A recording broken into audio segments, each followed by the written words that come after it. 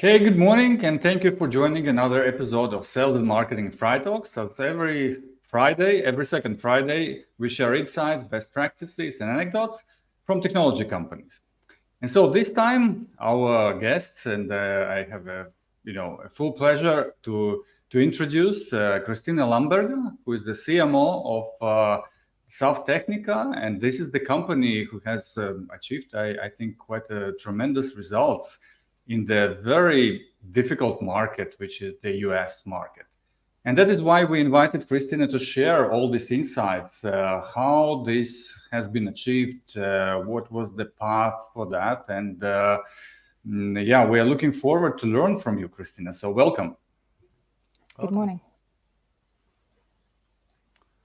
Good morning. Yes. And maybe before we jump into the story of your expansion to this market, could you maybe share with us what SAF Tehnika is about? What are you guys doing? Well, that's actually not an easy answer to do because SAF Tehnika is multiplex or diversified company dealing with 4 business verticals with differentiated products. One of them is microwave communications. There's spectrum analyzers. There's wireless IoT ecosystem of wireless sensors monitoring the environmental solutions. And then there is one specific niche, which is connected to microwave communications for a niche market of fast data transmission. Mm-hmm. And that is, I assume, is one of that which is that is you are having business with in the US market, or which it's one? one-off. Basically, all 4 we operate with all 4 products and business lines in global perspective. So over 135 countries and United States or North America. Let's call it North American market because it includes also Canada. So we are operating, in all the continents. So also Latin America, so as well. But all products are pushed to the market globally. Some of them succeed better, specifically in United States. But yeah, we work with all of them, and also different levels of marketing, different levels or different strategies from sales perspective. So different target audiences for each of the product lines within North America. Mm-hmm. Mm-hmm. Can you talk a bit about the US market and why did you make the decision to go there and how did you start it? Because, lots of companies want to enter the market, the US market, right? But it is quite a distance. It's a different time zone. It's a different culture. And also we know that US market still in terms of marketing costs is quite expensive. So how did you start with that? Well, I think everyone from childhood remembers being here in Latvia, such a small country, looking at the world's map, seeing that big country. Everyone hoped that there would be the rich uncle, sending the money over, because everybody from that time even knew that that's a rich market. It's offers a lot. So a honeypot on the world's map. Everyone wants to reach, everyone wants to be there, and that's kind of achievement or accomplishment for everyone. So knowing that market size and opportunities there, also SAF Tehnika reaching that point of expanding the business here locally in Europe, knew that that would be the dream, right? The dream come true to serve also United States. It all started on 2009.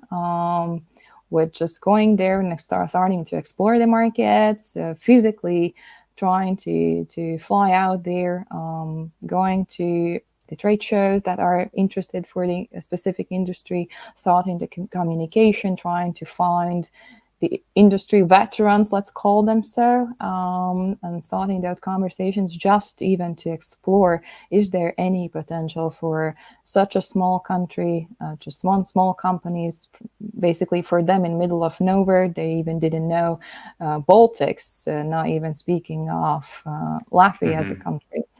So, and then step by step, it all started with determination, basically, of we want that. We see there is a potential. The market is huge. Our products already existed in the market. So this is also interesting. So we try to go to the market. Well, there is already existing products for years. So microwave communications has been existing in the market for years.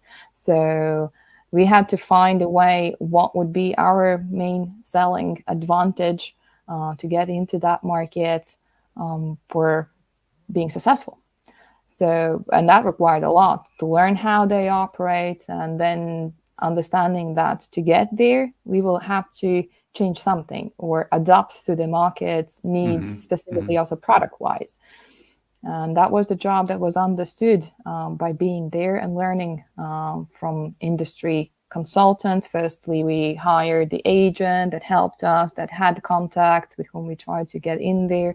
And the first dream deals that they promised, and they never happened, of course. But here we were, waiting them to and looking at them as a huge opportunities. But then we started to understand how that market operates and how people are, and the culture is there to find out basically the purchasing habits and purchasing culture. Yes. You mentioned yourself that the market was pretty penetrated with all different alternatives, and you basically face this competition, and you have to find your unique positioning over there. How practically did you do this, research? Was it just going on the ground and, meeting people and asking them, or you did any kind of formal research? And can you maybe share any kind of tips on how to do that practically for somebody who is just starting?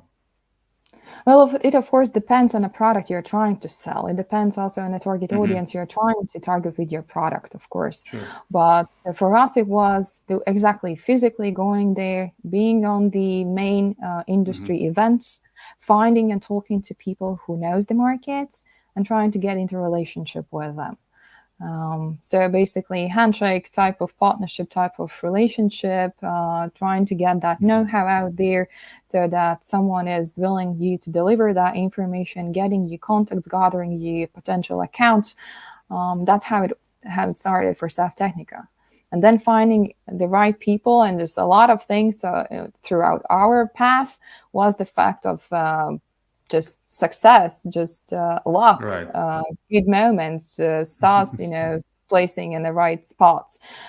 So yeah, we found out how to specifically design products for specific niches. That was the homework we took home, produced the products, basically manufacture and design them specifically for that market and for the industry, for example, for broadcasters, which was the door opener for that. And definitely can say now that doing that homework hardly and with paying attention to every single detail, we now own most of the national broadcasting market of United States. Sounds impressive. Yes, can you a bit maybe talk about your audience? Who are these people? I understand you're selling highly sophisticated and highly technical product. So are you mostly marketing to I don't know, radio engineers or people like that? Well, it also really differs for each of the products. So we do have really strong B2B segment where we work with partners and distributors that do sell further to end users. And those end users also are very diversified. So many of them are technology companies, or, for example, wireless internet providers in United States. To provide internet, there are thousands of small businesses that try to locally provide these services. So end user of our products are there, but maybe how they are reached are through partnerships, some distributors that we do make relationship with. But then there's also a strong B2C part for our sensor business, where the main sales channel is Amazon. So I see. So yeah, and then the end users are whoever. They are small businesses because the products are meant for both. So they are for home use, they are also for business use or industrial use. it's hard to have one answer who is the end user or the main target audience. But of course, most of them, if we speak from the first direct sales, they are technical companies. But how you And move then over time from direct sales to basically to partner channel? I mean, in terms, let's say, regarding this microwave equipment. Well, I would actually say it mostly started with partnerships, trying to find the companies who would be ready to make the relationship with you and sell you further and prove them the quality and that they want to make the relationship with you. But I would say for the past few years now, also having that unstable situation, the global situation, political situation in the world, we see that there is a direction and opportunity actually to sell a lot better directly, because now it's been almost 15 years knowing the market. So we have a lot of information from the market. We know accounts, we know contacts. We have been in most of the associations that are related to our industry. So basically, we have everything now to be able also to move back to direct sales to the end users. In many of the cases, I'm not stating that this is like a fact that it's for 100%, but in many cases, yes, the direct sales seems that in a lot of business verticals that we have is the way to go. And looking from that perspective, what you mentioned, like direct sales, on other side, you said that, your consumer business mainly going through the digital channels like Amazon. How you would basically describe or characterize this the North American market from the B2B audience perspective? So do you see it, digitally driven, or there is still a lot of this traditional type of marketing activities, and where exactly you found your kind of sweet spot? Yeah, well, B2B becomes also same spoiled as B2C segments in United States. So Americans are really spoiled from that point of view, how they would like to be served. So speed is, I think, the most demanded thing, that everything has to happen overnight. That's their expectation. And that's in both. That's in B2C and B2B. But B2B is more conservative still. So they do prefer this face-to-face meetings. They do love handshake partnership. They do trust their long-term partners, and they are not willing to change the partner if they've been in a contracting, for example, for 20 years. They will try to stick with them because it's more in a comfort zone. Although they kind of sign up for trying out also new things. And America is well known for that fact that they love to try a lot of new things and experiment a lot. But mainly, yes, from marketing point of view, trade shows is the ones that works the most. If you are present, if you talk to your customer. And the thing is that you only are taken into account as or validated basically as business if you show up to the same trade show at least for 3 to 5 years.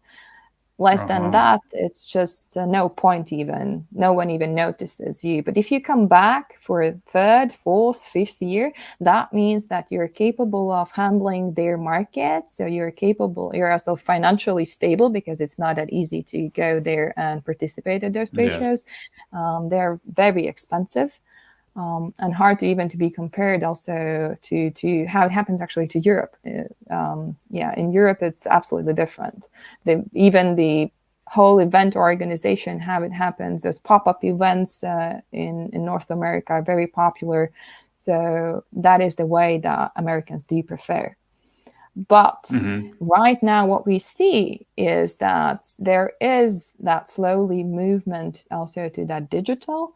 And Amazon has done its great job. It is a monster as a sales channel out of all. And every single, I would even say, I might be wrong, so I hope this recording is still not taken granted, but Americans love Amazon. They buy everything on Amazon. The policies, the customer loyalty program that Amazon has already developed is working amazing. And we see that also for B2B, Amazon can be used not only as a sales channel, but marketing channel for B2B. So basically, it's Amazon is same as Google or Yahoo or Bing, any of the search engine platforms. Yeah, people go search for that, right? Exactly. Probably for the product on Amazon to see reviews, to see some feedback from the customer, and that is how they learn about you as a vendor and you as a product, I assume. Exactly, and then you have to, well, all you have to do is build your service platform, either it's e-com, that offers basically the same level of purchasing experience to the end user. Right. So basically, if you become digital, so the performance on your e-store has to be the same level as Amazon, and then you have a lot higher chances that those businesses will buy from you. And then, of course, there's price strategies that differ and etc. But this is slowly picking up. But if we speak of how to reach those users, Yes. how to reach those businesses, there is still a lot of printed materials, printed media. They physically love to read newspapers. So that is something that still is, like from the movies, what we can see. Unbelievable. Yeah, so printed media is a huge thing still in United States. So especially if you're in a niche market, technology market, where people are like average age of those engineers or experts in the industry, they're above 55, 60 years old even. And they read. So to reach them, those decision makers, you just have to do this. You have to print your advertisement on industry media. Yes, Kristine, you mentioned that events is something that basically works for setting relationship, particularly if you participate more than 2-3 years. Can you talk a bit, or maybe share some advice for some of our listeners how to start with events? Shall you just go first as a visitor, look around, try to talk with people, or should you go all in with as big and beautiful booth as you can, just to try to show that you can afford and get some attention? Well, the thing is, you will never get in from the first chance. It's not that easy to get into a large trade show, you being unknown company, if you haven't been there before. Mainly of those trade shows all are already sold out before you even want to ask them, can I get a booth there? That's one thing. So yeah, definitely the start would be to go as a walkthrough, attend it, try to make the contacts also with the organizers of the event and see how the system actually works. The system of the events is pretty complicated. Therefore, before I said that, it's uncomparable to Europe, where you just easily, can register and then get your spot and go and participate, even at unknown or never been before a trade show. That system doesn't apply to United States. So you sometimes will have to have these tryouts for 5 years even to get into one trade show, because they are overbooked, and from year to year to the same registrants, same companies, and that's like a tradition. Some of the trade shows can only be participated at through memberships to associations that organize these events.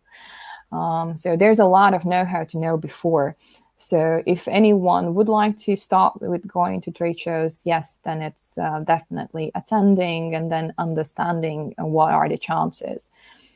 And then, of course, even just, attending, you at least have the experience, you see how the show operates, and see who is there and is it even for you.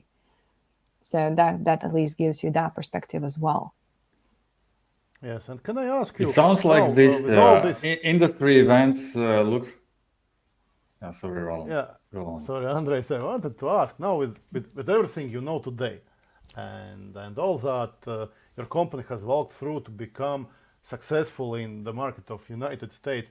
What are your learnings, and what would you recommend to do with everything that you know today to companies? What would be, I don't know, the first step, second step, third step to try to become successful, let's say, with trying to sell technically sophisticated product to technical buyers in the US?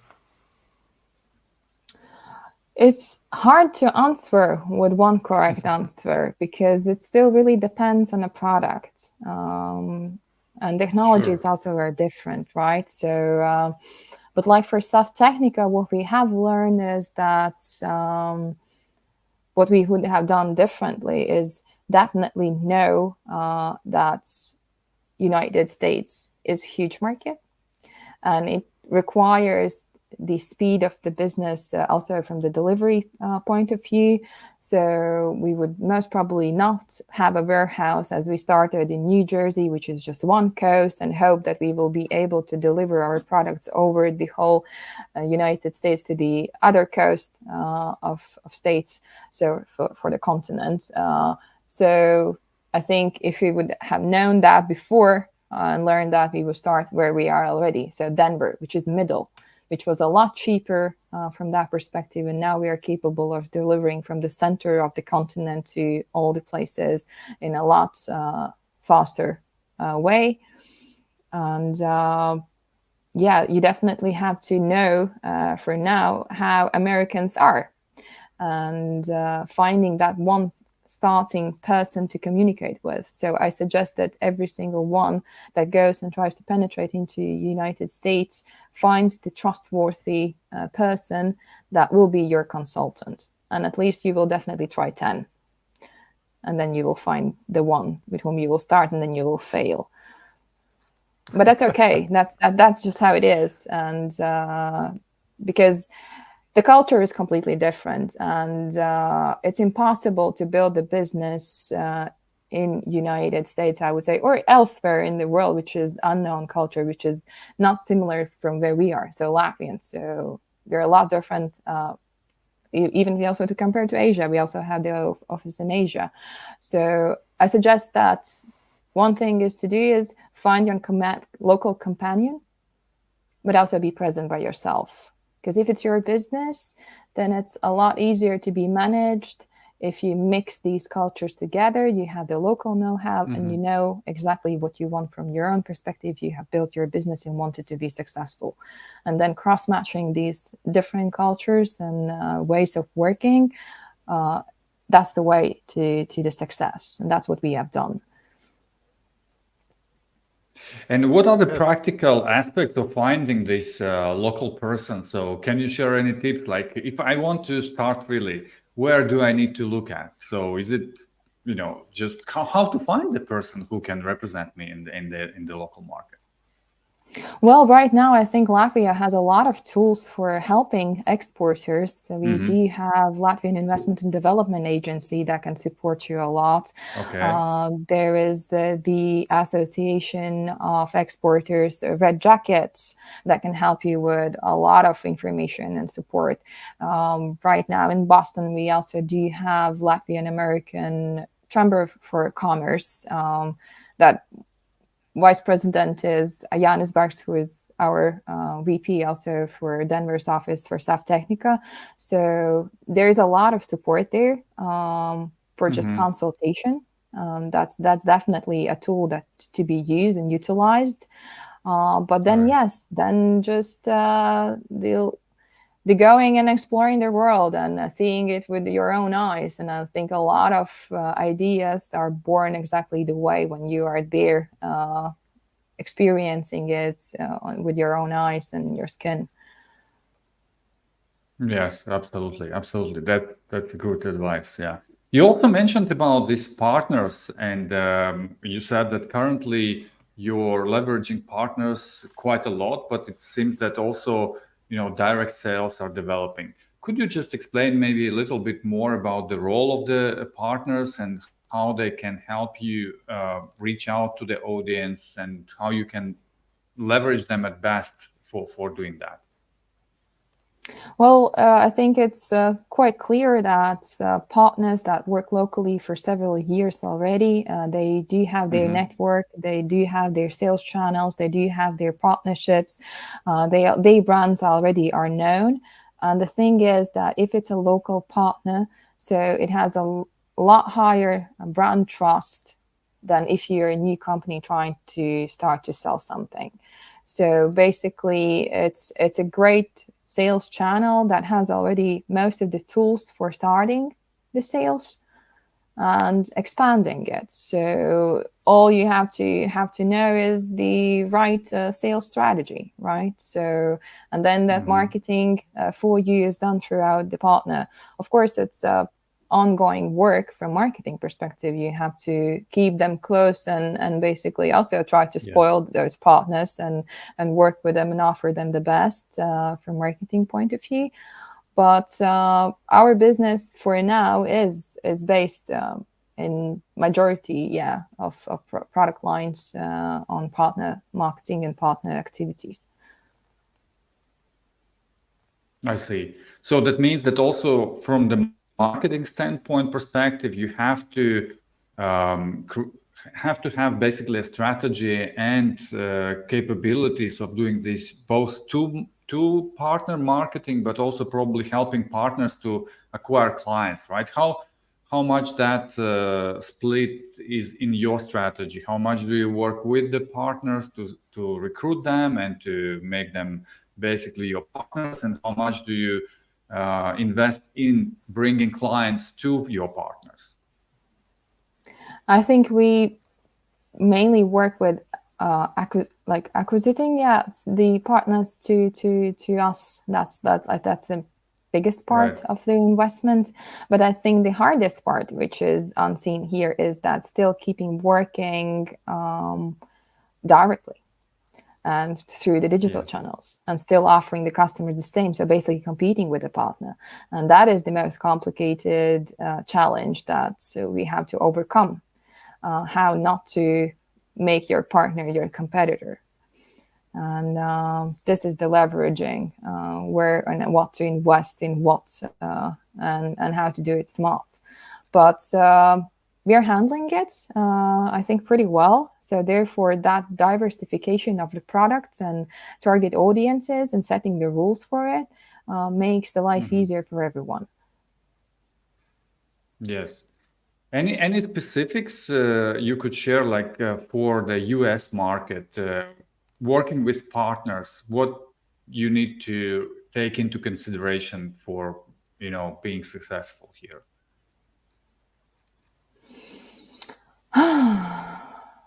I think handling your partner as someone which on a level of trust is exclusive, but it's not legally exclusive. So you don't tell your partner he's exclusive. Very important one. Yeah. That Never is what I make wanted also to ask you, exclusive. like how do you avoid, because always these partner companies, especially if they feel that you are a newcomers and they relatively strong in this particular geography or whatever, right? They position themselves respectively, and they count on the exclusive rights to keep this, market share and stuff like that. And I'm wondering, how do you basically balance between all these, expectations to get the exclusive rights, same time, not giving it and still doing business? Yeah, it's thanks to our great sales team how they handle that one. But that's how we do. So we don't have exclusive partners anywhere in the world, and they all know that. And we are actually honest, and that's one of SAF Tehnica's values, that we don't lie about anything. So we are a trustworthy company from the sense that if the things are as they are, we always tell them. So the truth is one of the values we go forward anywhere. And that's how these companies do trust us. So we don't let them down. We keep doing the business. We find the model that works for both, and that's how we can continue on. Yeah, probably those who value those things, they stay with you, right? And those who are not, they probably look for somebody else. So thanks a lot, Kristine. Yeah. No, it's okay. It's okay. You can. Yeah, I just wanted to thank you very much for sharing these great insights and so valuable information and tips on how to really become more successful in the US market. And everyone who was today with us, if you have any questions, feel free to put them in the comments, and I'm sure that Kristine will be open to answer those questions, and we will definitely pass them as well. Nevertheless, please also follow Fry Talks by using the hashtag Fry Talk on LinkedIn, or you can always listen to the previous episodes and future episodes on any of the podcast platforms. We will be happy to hear your feedback and your votes for different topics. Yes, Kristine, we just wish you and SAF Tehnika new successes in new markets, and I know that you have plans for other markets as well, and we are looking forward to welcome you back maybe after some time to hear success on some other part of the world. Thank you. Thank you for being with us. Yes. Thank you.